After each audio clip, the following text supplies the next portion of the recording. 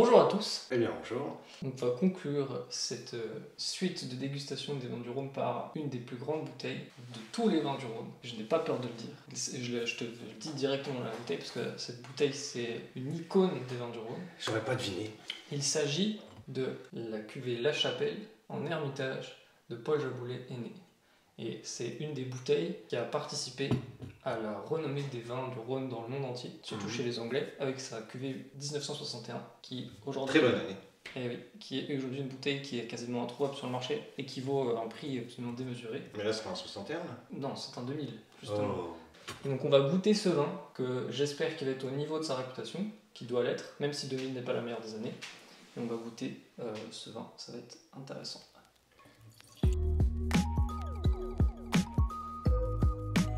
On va regarder évidemment la robe, puisque c'est un vin qui est âgé de mon âge.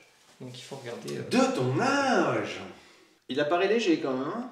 Vas-y. On a le droit de sentir. Allez, premier nez. C'est pas exubérant. On sent qu'il est pas tout jeune. T'es sûr qu'il est bon encore? Il est pas modérisé là? Bah je sens au nez un truc bizarre, ouais.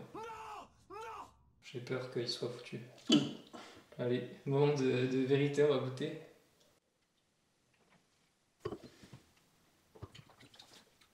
En vrai, je pense qu'il est à la limite, même la limite plus. Moi je dirais à la limite moins. Bah ouais.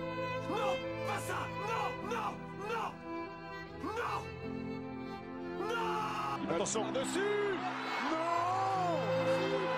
C'est pas possible.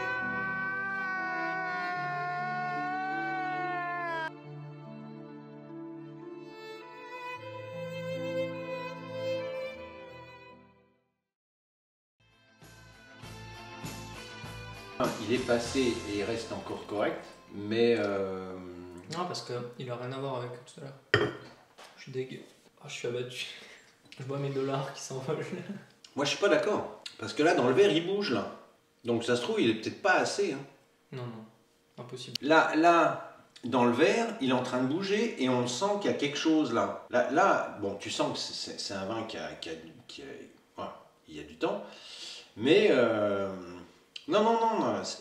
Là, il est en train de bouger dans le sens positif. Ouais, mais Et je sais pas. Oui, mais il donne pas ce qu'il devrait donner, quoi.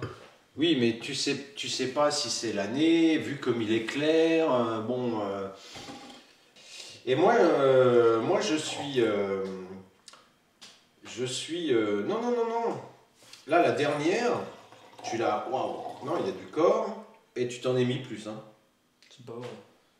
Ah, la recherche. La recherche scientifique. Et regarde. C'est pas vrai, c'est faux. Je perçois quelques petits fruits rouges, vraiment quelques petits fruits rouges. Je perçois un peu de boisé évolué, mais par Et ben regarde, tu vois. Je veux dire. Non, la couleur est hyper impressionnante pour le coup, mais... Oui, tu sens quand même qu'il est. Ouais. Bon, il a vécu. Mais moi, je suis pas d'accord. Hein. Ah, mais c'est ce côté un peu agressif, côté vinaigré qui me chagrine, quoi. En aveugle. Tu sens que c'est vieux. Tu sens. Il y a quand même. C'est vrai qu'il y a quand même quelque chose. Il y a quand même une acidité.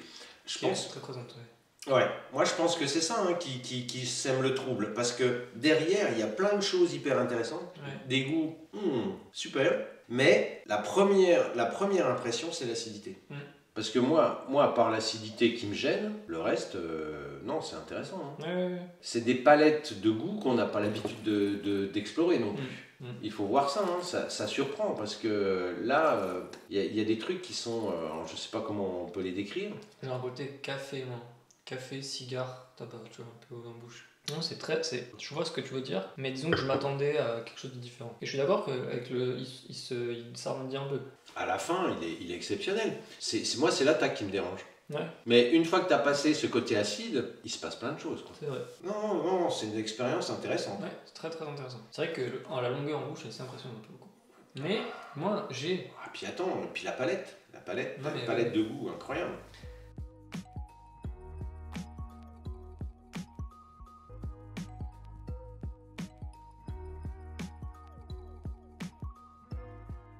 Est-ce qu'on fait un petit débrief de l'Ermitage de la dernière fois? Vas-y, dis ce que tu as pensé de...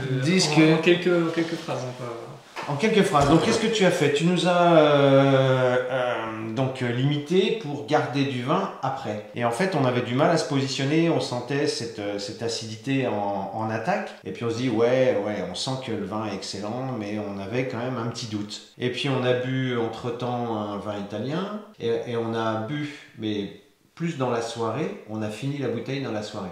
Et là, faut reconnaître que là, il était exceptionnel. Il y avait plus cette acidité. C'est vrai. Il donnait tout son plein potentiel.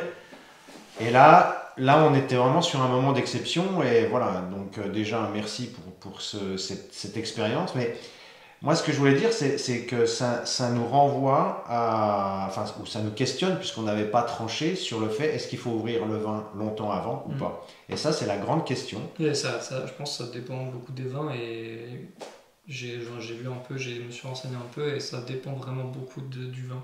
Tu peux pas savoir à l'avance. Et c'est vraiment une compétence à la dégustation du sommelier qui vient d'ouvrir la bouteille, de savoir combien de temps il doit carafer, qu'est-ce qu'il doit faire comme opération, etc. Et là, pour le coup, je sais même pas s'il va avoir ouvert vraiment plus tôt avant, je sais pas si c'est le carafage long qu'il lui a donné. C'est impossible de savoir quoi. Ouais, toujours est-il que... En attendant, avec presque 7-8 heures de carafe, il était vraiment parfait au bout des 8 heures.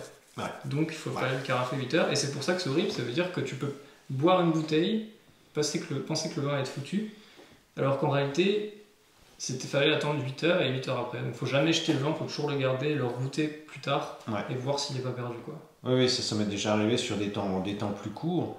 Mais en tout cas, jusqu'à maintenant, on a toujours eu un bénéfice à attendre plutôt qu'à se dire, bon, bah, j'y touche pas et puis je le déguste en l'état. À chaque fois qu'on a attendu, c'était mieux, quoi.